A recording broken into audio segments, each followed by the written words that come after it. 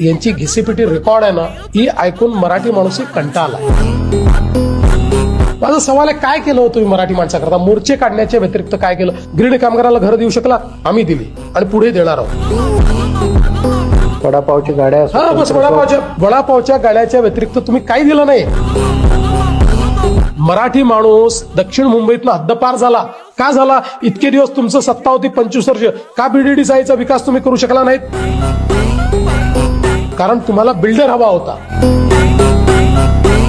मी सांगितलं बिल्डर येणार नाही. मी आलो, निर्णय केला बीडीडी चाळीच्या संदर्भात म्हाडा हे करेल. यांच्या लोकांनी आंदोलन केलं. मी कोणाचं ऐकलं नाही.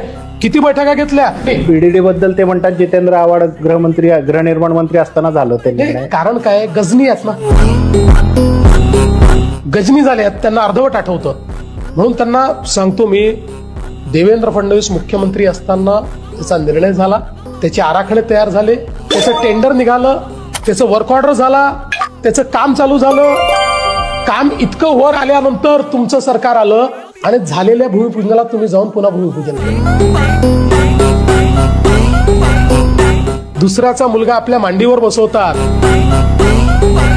आणि माझा मुलगा म्हणून सांगतात. कारण याच्याकडे सांगायला काय नाही. अभ्युदय नगर आहे, पत्राचाळ.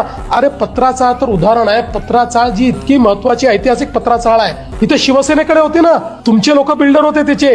तुम्ही स्वतः त्याच्यात मध्ये मोठा भ्रष्टाचार केला आणि त्या मराठी माणसाला रस्त्यावर आणलं. देवेंद्र फडणवीस आणि भाजपची सत्ता आल्यानंतर पत्राचाळवाल्यांना न्याय देऊन आज त्यांचं स्वतःचं घर त्यांना आम्ही दिलंय.